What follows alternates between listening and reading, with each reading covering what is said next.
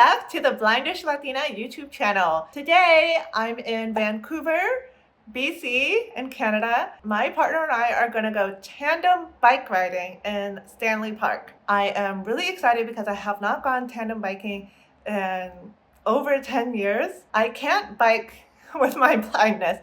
The world moves much too fast for that to be safe for me, so tandem biking has been something that I've been wanting to do again as a way to experience biking in an accessible way. So we're off to take some public transit to go rent the bike, and one question I just had is, where am I going to put my cane when I fold it up? Am I going to store it on the bike? Is it going to make more sense to leave it at the bike rental place? Although I do not want to do that and be separated from my cane.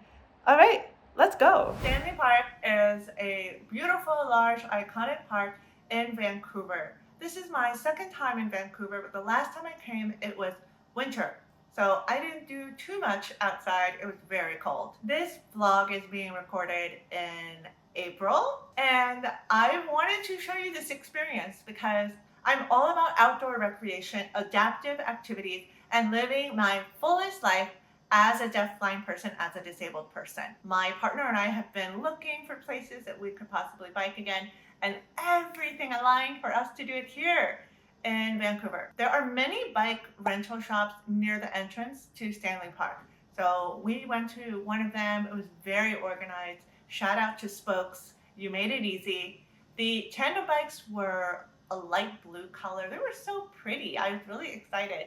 Just the look of them, it made me feel like I was in a movie. I got fitted with a helmet. Didn't love how the helmet was fitting, but it's so important. They gave all the instructions to my partner and we got ready to ride. We have our bike. We learned everything we need to learn, and we're going to walk the bike to the beginning of the bike trail. It is a one-way bike trail, we just learned, because it can be narrow in some places, and I do help when I'm pedaling.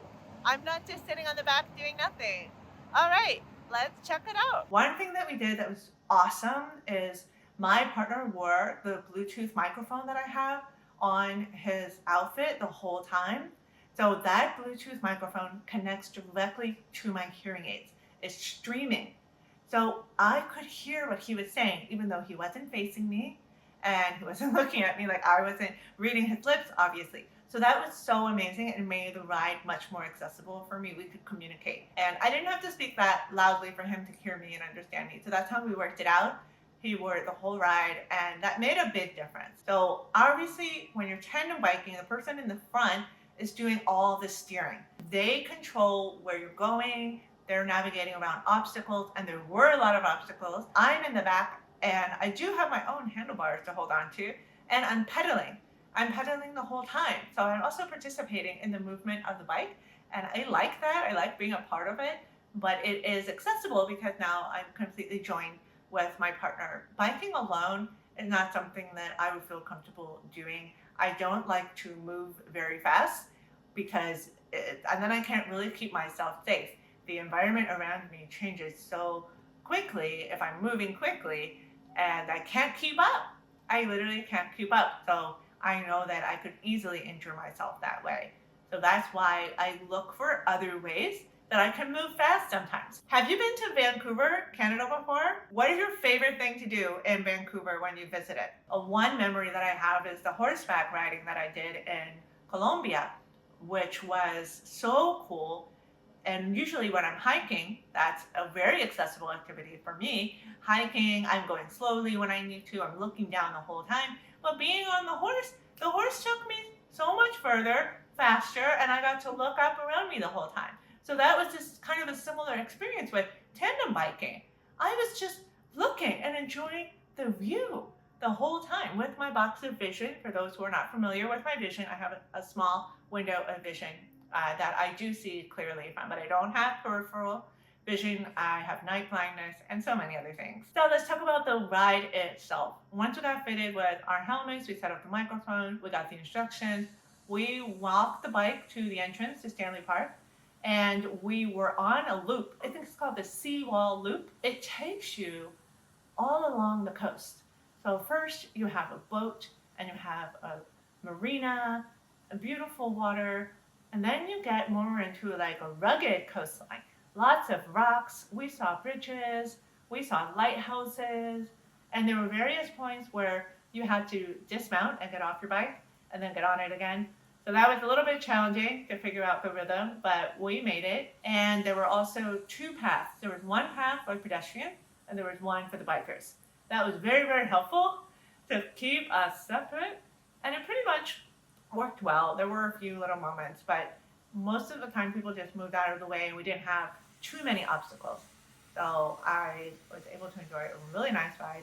We also stopped to look at the view a few times, and the whole ride, when I timed it, that we did was about an hour and 40 minutes, from rocky beaches to sandy beaches to just going all the way around and seeing the skyline of other areas of the city like North Vancouver, going all around. It was so beautiful. The weather was stunning and I felt so free. I enjoyed it so much. I would love to do tandem biking again, but I don't know if I'm gonna top this. The views that we had, I don't really know, like where else am I gonna tandem bike that I see so much beautiful water and nature and all these just stunning views. I don't know. I need your suggestions on where else to go tandem biking, where I can be in nature and have the best views. Let me know. One aspect of recording while I'm on the bike that was a little bit difficult because I wasn't totally confident and comfortable right away. It takes some time to trust the bike, to trust my partner, and kind of settle into the ride. I started holding a handlebar and then filming some content with my right hand.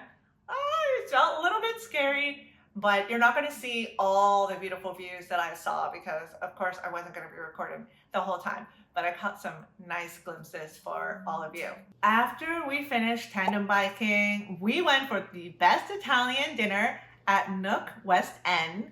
I had a delicious rigatoni pasta and it felt like such a treat after biking and surviving because yes, I have a little bit of anxiety. I was worried that we might get hurt, but we didn't. Yay! For dessert, we went to Winter Bear Dessert and Tea House, which was so cool. I tried a dessert I've never had before. I believe it was called bingsu, which is a shaved ice dessert. The ice was so thin. I had no idea what it would be like.